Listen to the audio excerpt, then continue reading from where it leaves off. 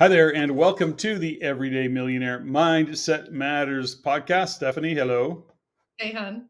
Okay, so we do have a great topic, at least I believe it is, and I'm excited to talk about it. And, how are we going to title this? Let's talk about coachability. Let's start there. And what is coachability? What does it mean to be coachable? Now, I'm going to throw you that question because we, as coaches, when we're talking about new programs, we often say we don't want everybody. If you're not coachable, if you just think you're coaxable, we're not into coaxing, we're into coaching. If you're not coachable, then we're not interested. But then we often get some feedback saying, well, what is being coachable? So I'll throw the question to you.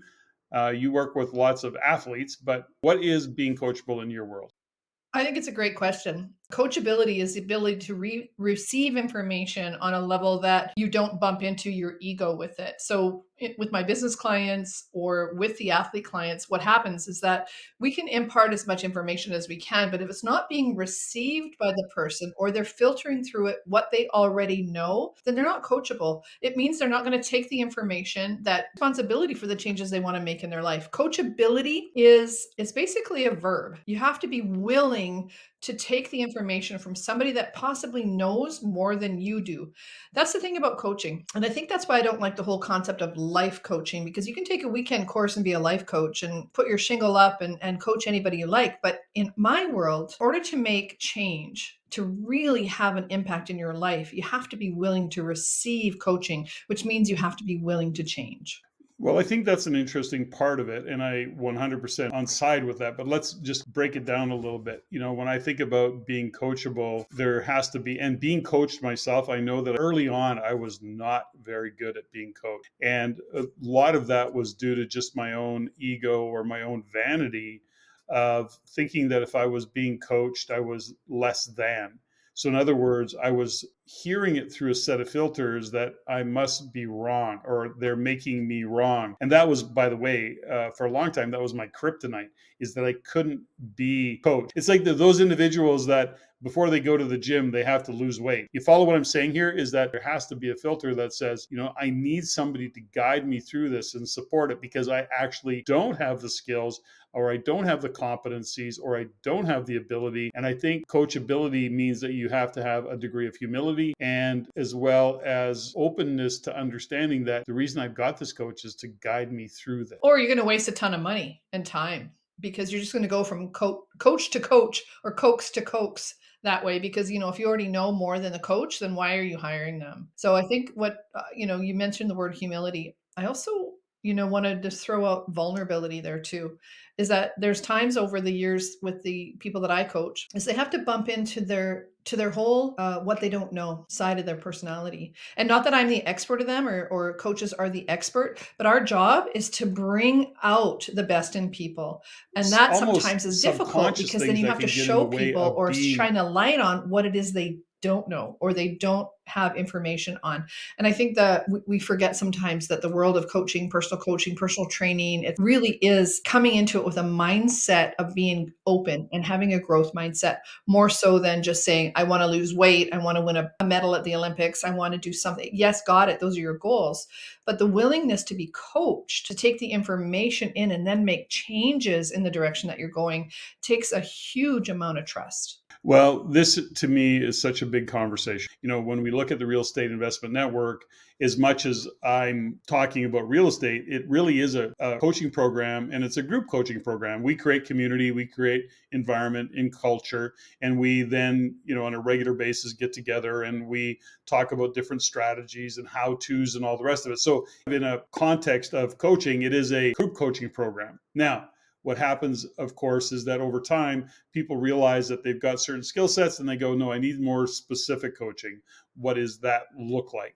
The point, I guess, of the conversation is around coachability, is that we often come across individuals who are, number one, they're very coachable. In other words, they get it.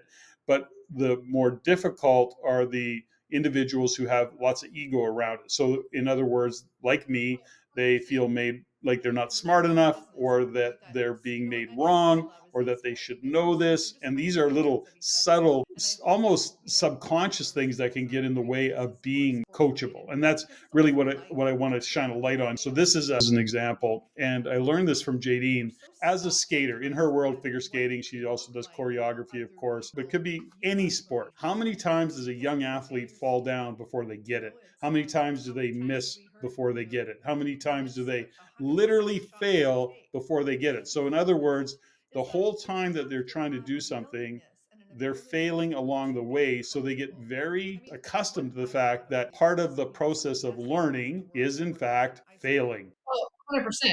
And you can relate that to business. You can relate that. It's, I guess what I love is that sport and business are they're just microcosms of each other.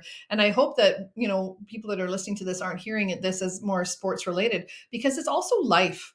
When we fail, we are getting feedback all the time. And we're so stuck sometimes on what it could look like and how other people view us when we fail that we forget that the failure's feedback. How many times have we heard you miss 100% of the shots you don't take? We have to have a willingness and an ability to be coachable. I mean, what I found over the years, some of the best athletes in the world I've worked with in ice hockey and sport, in golf, biathlon, and some of the best in the world were the ones that were wanting, they were seeking the coaching. Even if they weren't, I tell stories all the time about myself as I was learning and growing how to be a coach or how to be the best in the world at what I wanted to be. I would learn things from the janitor at the rink or from the Zamboni driver. Me too. That was fun. But ultimately, Me too. there's That was things fun. to learn in every situation. And the minute that you're not coachable, the minute you're not willing to look at yourself and how somebody else could actually help you achieve your goals, then that's when things start to really shut down. And that's when it's, as a coach, I can actually, in that moment, I'll have to either change the trajectory or I'll say, I'm no longer the coach for you because if you're not coachable, if you're not receiving the coaching, then there's really nothing more that I can do to take you towards your goals. There's another part of this. And so for those of you who are listening and are still here, understand that there is a method to the madness. Of when I kind of got into this conversation in this particular podcast, it was inspired out of some insights that I gained. Steffany and I just coming off of Mindset Matters, that program that we run, and eventually going into Shift in the fall. But the point is, when we get into these programs, the most successful people in the world all have coaches, and coaching, They may not admit it though.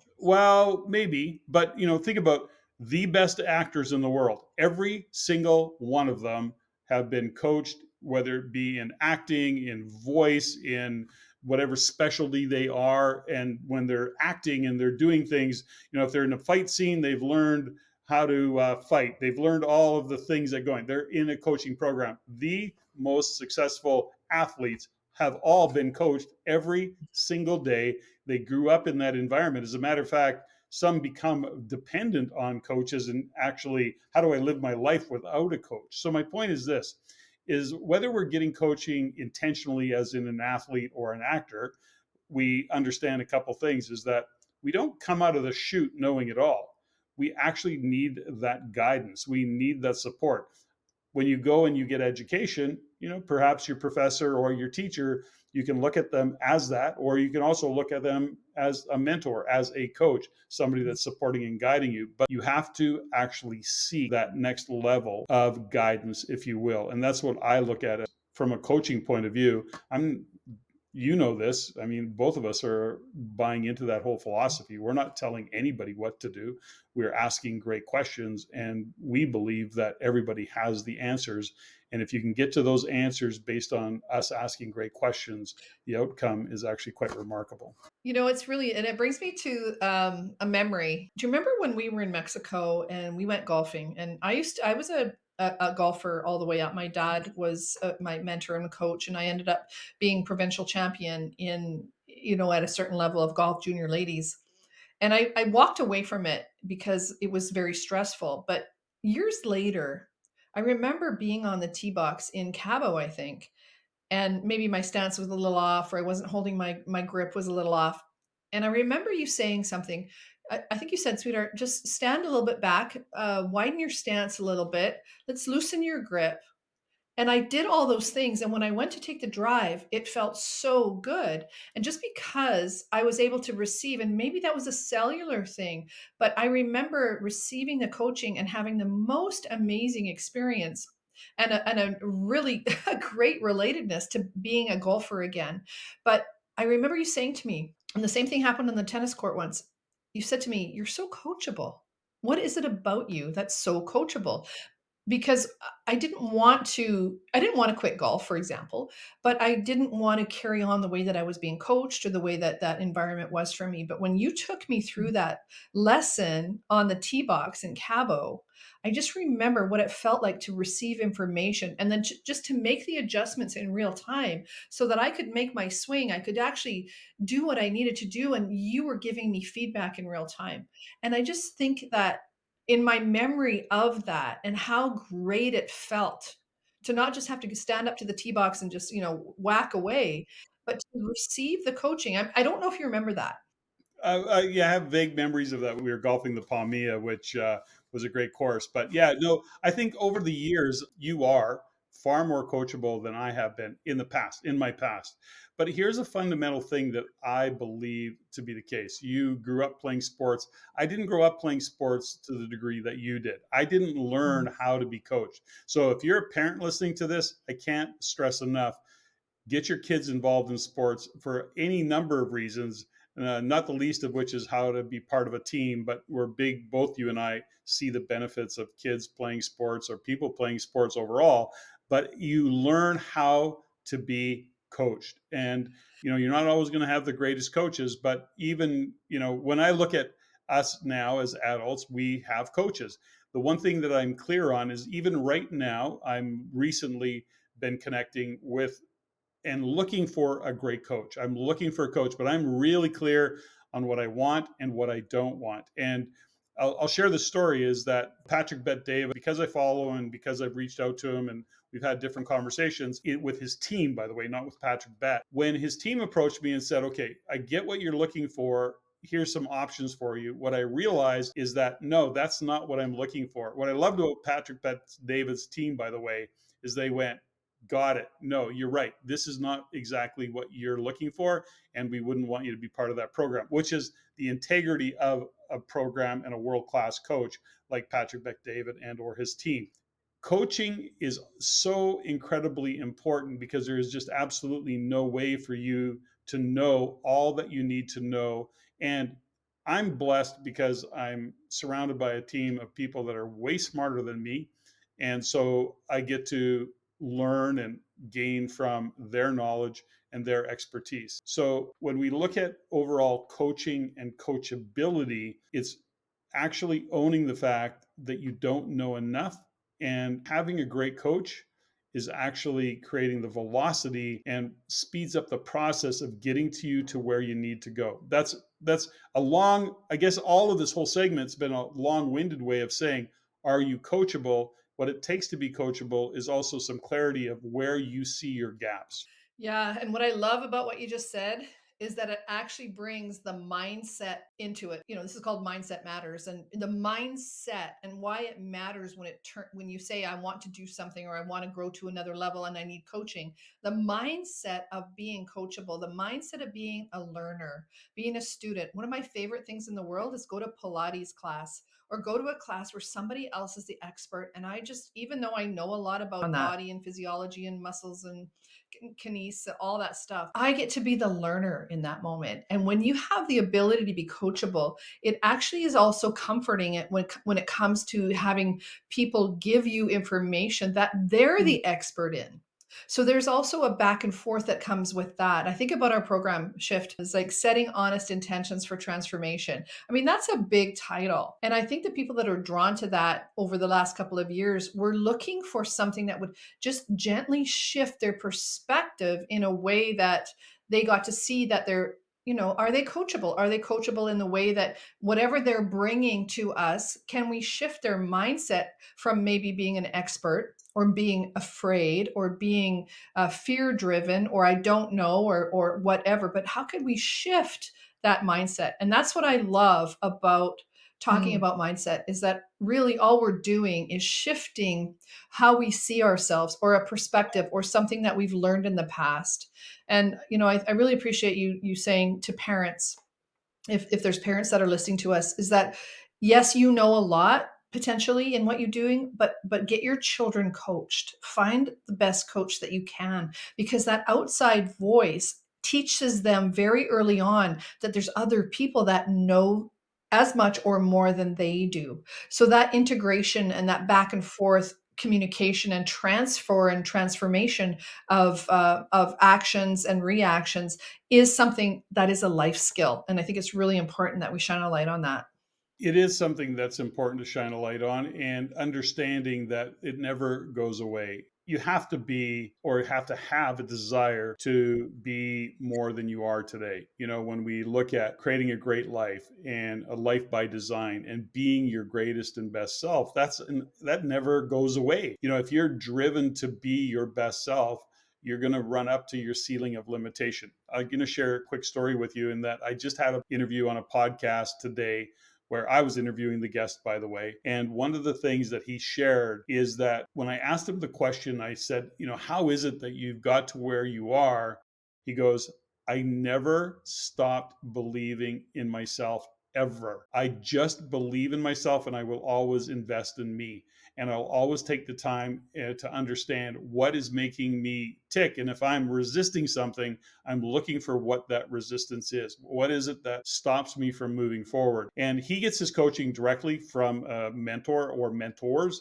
And he also is very good at surrounding himself with very smart people. Now, why do I share that? Well, at the end of the day, when we look at what it is we're trying to create, we don't have all of it. And if we can figure it out, great. And can we figure it out and still have some sense of sanity around it? What are we giving up? What are we compromising? What are we saying, well, no, if I'm going to have that, I can't have that. This goes back to, those individuals that, work a 20-hour day or a 14-hour day and don't have time for their family, or don't have time for any kind of a lifestyle. It's all of that or nothing. There's that aspect of it.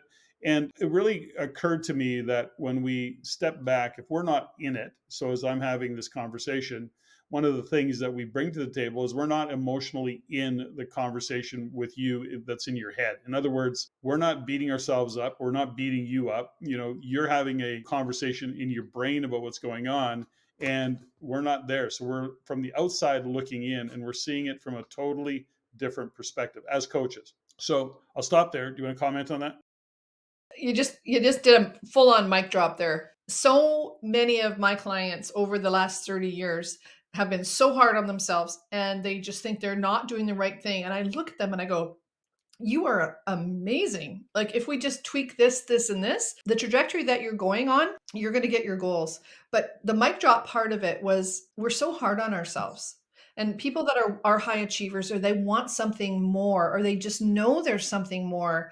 And if they have the courage and the vulnerability and the humility to reach out to somebody that they admire, or somebody that they think that can bring information to them, then that is what really moves people forward. I think about just how grateful I am that my parents surrounded me by such good coaches over the years in baseball, golf, skating, hockey. They used sport as a vehicle, but also piano. They found the best piano teacher. Whether I liked it or not, they didn't care. It was about the learnings. And it was about what I was gaining and the discipline around the practice and the willingness and the humility that it took to go, I suck at piano. But what skill can that bring me forward in my life? And I think if anything, we talk about coachability and how we circle back into how the ability to connect with ourselves and to be the best we can be requires us to reach out and to ask for support and help, and not to be afraid to be wrong, and not to be afraid to screw up and make mistakes, because the right coaches are going to create the environment for me to screw up. That's the whole point. Well, that's an important point to shine a light on. But first and foremost, the right coach is not sitting in judgment of you. The right coach has the compassion, the empathy, and the listening for where the gaps are, what you might be missing, that they can ask you the great questions to get you to the answer that you need to actually have that lesson, to really get it. But I want to go Pretty back good. to something that's, I think, really important. You work with world class athletes, Olympic world class. You've done that. You've worked with NHL players, so multi-million-dollar athletes. Here's the thing about it is that, imagine at their level, they're beating themselves up. They're having that mental conversation with themselves that says, I'm not good enough. I'm not a loser, or I'm a loser. I'm not ever going to be good enough to be on the first line. I'm always going to be a fourth line player. We've had all these conversations before. Here's my point. It happens in business as well. And so part of what becomes important to understand is, what is the coach you're looking for? So if we look at Mindset Matters, and this is something that you and I have talked about many times, is that people go, that mindset stuff, like, I've got the mindset. I got all the mindset. I need this or I need that. And that's fair. Got it. Understood. But what we've come to understand, and you certainly learned this many years ago, is that you're working with NHL hockey players, or I guess any athletes that you've worked with over the years, in this case, figure skating, that's the most recent. But the point is, you're not a technical coach. I mean, you were on the skating side of it. In the world of hockey, you are, in fact, a technical coach. Got it. You have that ability. But you didn't, I mean, they made the NHL. They're pretty darn good, right? But what you got to in all of this, and the same with your skaters, is the skaters have technical coaches. The figure skaters, they've got technical coaches. They have choreographies. You're a mental performance coach. Well, what the hell does that even mean? You know, so it really is an extension of where I want to go with the conversation a little bit. Is I can sit with a young business owner and we can talk about the how-tos. We can talk about strategies. Give me your financials. Let me look at your balance sheet. Let me have a discussion about what you are with your HR, and what are you doing with your culture, and how are you hiring? What are your hiring practices? Like, I can go through all the operational side of things. Operationally, I get it and I understand it and I can support people around that. But it's so rare that we spend any time in that conversation. That's the easy stuff. The more difficult part, which is back to what I was saying with you, is that when people get the hell out of their own way, when they can actually see a different vision, the athletes you work with, all of a sudden they perform better. I know that the real estate investors or the business owners I work with have a way better, bigger, more efficient vision for how they'll operate. Yet I didn't really talk to them about necessarily about changing operations. We may have had some of that conversation, but it is really in the mindset component of it that makes you and helps you perform better operationally, or in your case, technically. Did that make sense? It does, but I think before we wrap it up, we need to go one layer a little bit deeper. Is that when you can create a context around what's going on for a human being, emotionally, mentally, intellectually, they actually perform better physically. And that's, I think, I don't want to give away my, secret sauce when it comes to sports, but that is really what the gift is that being able to have a space. We talked a little bit about space holding in another podcast, is that the space for somebody to be human, to be truthful, to be scared, to be curious, to be all the things that it takes to be the best in the world. If we're only just talking about the how to's and the TikTok and the physical side of how things are, and not acknowledging and creating an opportunity for them to have that space to talk. I'm not talking about whining and complaining and venting. I'm talking actually using emotion, using fear, using the things that are usually pushed away when it comes to high level performance. Is that has been really the secret sauce for my success in the world of ice hockey, in Ice Academy Montreal, in the business that I'm doing, is that we create the space and have the time for people to really be authentic and be truthful, what's going on for themselves, and then help them reframe that and then redirect it in a way that they can use it. I know with hockey players early on, I realized that what was in their way around skating faster, getting more goals, moving from the fourth to the first line really had nothing to do with skill, because at that level, a lot of them are very similar in their skill level. What was different was in their mindset.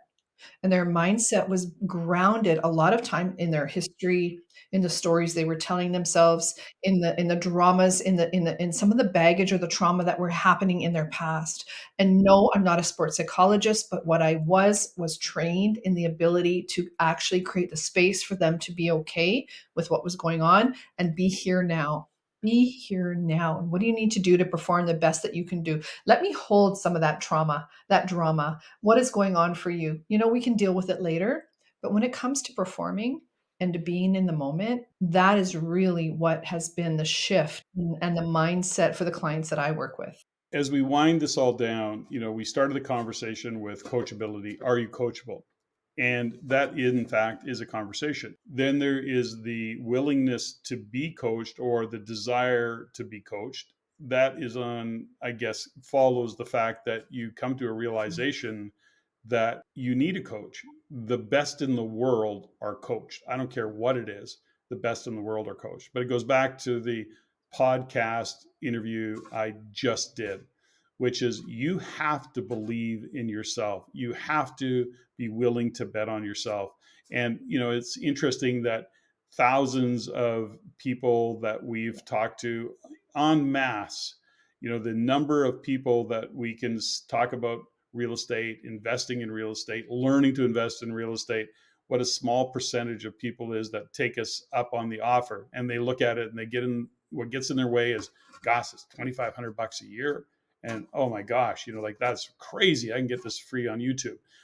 There's a lot of that that's happening these days, but the people who are, and I guess the community and the individuals that we've got to know over the years, is they believe so strongly in themselves, they assess it and go, okay, no, I can, if I'm given the guidance that you're telling me I'm given, then I'm all in because I can do this. Give me the tools, give me the knowledge, give me the guidance. I can do this. I think that the problem that we look at in terms of coachability is people are not willing, number one, to change, but I don't think they believe in themselves. We should do a whole podcast on that, in what it takes to believe in yourself and what that actually means. You know what it is that where do you value yourself enough, especially now, because in so many ways we've been just shattered in self-worth and self-confidence, and put everybody ahead, and do this because you're going to kill grandma. And I think the self-confidence on so many levels have been shattered. And if we can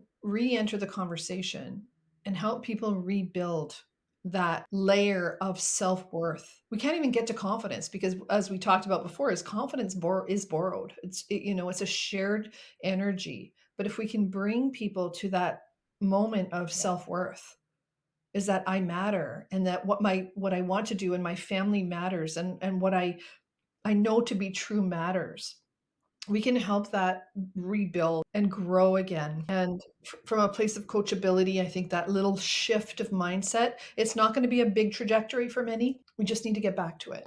Well, that's not easy. And I can tell you that at this point in my life, I've gone in, having gone through many life experiences, that I still can bump up against that at the next level, at the next level, at the next level. And my own self talk, if you will, is where am I getting in my way? Where am I getting in my way? Back to the conversation that I had with, some of the Patrick David team, is that I said to them really clearly, I've been in business almost 40 years. I don't need somebody to tell me how to run a business. That's not what I'm looking for. And as we had this conversation and we talked about it, they so got it. As a matter of fact, I was really honored by the fact that they went, no, this is not for you. This is not what we're looking for.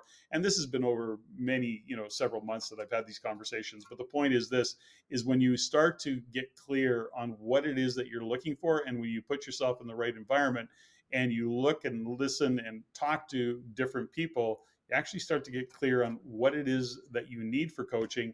And we know this many years in, it's so rare that it is the technicalities. It is very rare that the coaching at the level we do is about the technicalities. It's where do you need to get out of your way? Where's that transformation for you so that you can live your greatest life, be your greatest self? Bring it home, wrap it up. What have you got for words of wisdom? Hun, you believe in me more than I believe in myself sometimes. if I'm going to wrap this up, I'm just going to say the willingness to be coachable,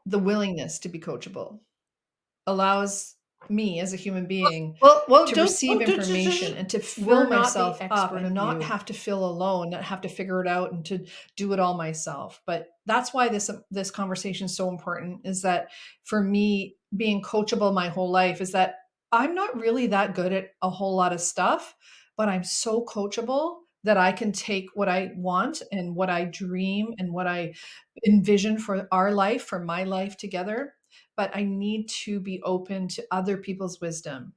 And by doing that, I know that I'm going to keep growing and I'm going to keep taking our lives to the next level. So, really, I don't know if that's wisdom or if that's just humility, but I just have no ego around, what I know anymore. I need to be coached. I want to be coached. I want more information coming in. And I really hope that that comes across today. Yeah, a couple things. First and foremost, confidence is rarely owned. It's always borrowed, almost always borrowed. I just want to hit that home again. Secondly, trajectory. You hit a golf ball out 1 millimeter at the tee, and it's in the next fairway out at 300 yards. So trajectory is subtle. It isn't big, dramatic things. It is shifting trajectory subtly. It's not blowing stuff up. And I think that's so important. The podcast, if we bring value to you, that's awesome. Love to hear from you if you get value out of these conversations. But ultimately, when we look at what we're doing and what we see as being a contribution, being coaches, is we as individuals on a podcast that goes out to now several thousand people. But the point is this: we can literally say out loud, we believe in you more than you believe in yourself. And that's going to be the case for 99% of the people that might listen to this podcast. And we can say that very few people believe in themselves, but we see from the outside looking in what people are capable of. And I can't stress enough, if you get tons out of this podcast, that's awesome, because we truly do believe in you more than you believe in yourself. So that's kind of how I want to finish that up.